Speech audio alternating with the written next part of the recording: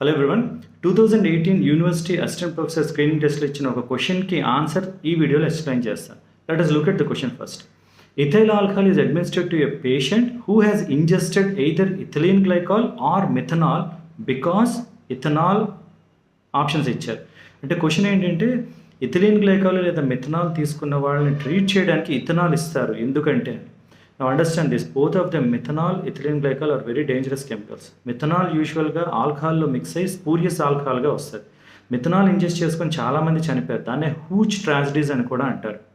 Next one, ethylene glycol is very notorious. రీసెంట్గా రాజమండ్రిలో పాలలో ఇథిలీన్ గ్లైకాల్ మిక్స్ అయ్యి చాలామంది చనిపోయారు, 13 మంది వరకు చనిపోవడం జరిగింది. ఉజ్బెకిస్తాన్, జాంబియా లాంటి దేశాల్లో తీసుకున్న కఫ్ సిరప్లో కూడా ఇథిలీన్ గ్లైకాల్ ఉండడం వల్లే చాలామంది చనిపోయారు. దాన్ని ట్రీట్ చేయడానికి ఇథనాల్ వాడతారు ఎందుకు అని రీజన్ అడగడం జరిగింది. రీజన్ చూస్తే let us look at the options first. So option 1 is increase the metabolism of ethylene glycol and methanol. Ethylene glycol methanol metabolism alcohol పెంచుతుంది. No, this is not the right answer. Now blocks the formation of toxic metabolites of ethylene glycol and methanol. Alcohol ethylene glycol methanol toxic metabolites form అవ్వకుండా block చేస్తుంది. This is the right answer. Let me give you the explanation. Alcohol dehydrogenase అనే enzyme వల్ల alcohol acetaldehyde గాను acetaldehyde acetic acid గాను convert అవుతుంది. So దానికి కావాల్సిన enzyme alcohol dehydrogenase. ఇదే ఎంజైమ్ యూస్ చేసుకొని మిథనాలు ఇథిలీన్ గ్లైకాల్ మెటబలైజ్ అవుతాయి.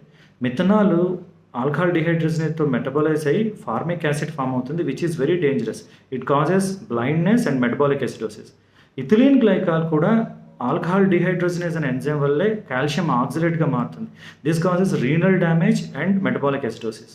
సో ఈ రెండిటి కన్వర్షన్స్కి కావాల్సింది ఆల్కహాల్ డీహైడ్రోజనేజ్ అనే ఎంజైమ్.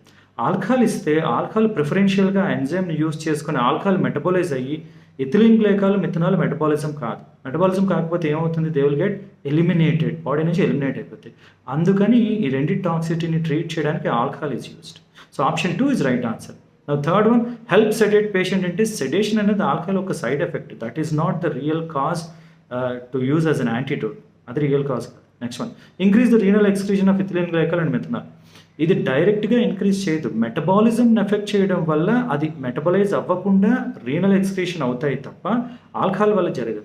ఆల్కహాల్ వల్ల ఏం జరుగుతుంది, it blocks the formation of the toxic metabolites of ethylene glycol and methanol. So option 2 is the right answer. So ఇది యూజువల్గా మనకి టాక్సికాలజీలో వచ్చే వన్ ఆఫ్ ద కాన్సెప్ట్ ఇది. అయితే మిథనాల్ని ట్రీట్ చేయడానికి there are some other specific antidotes are also there. Specific antidotes ఏంటంటే fomepizole అనే ఒక డ్రగ్ వాడతారు. ఫోమిపిజోల్ అనేది డైరెక్ట్గా ఆల్కహాల్ డిహైడ్రోజనేజ్ అనే ఎంజైమ్ని ఇన్హిబిట్ చేస్తుంది, సెలెక్టివ్గా ఎంజైమ్ని ఇన్హిబిట్ చేస్తుంది. So fomepizole is a safe alternative.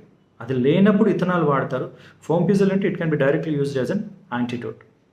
All the best.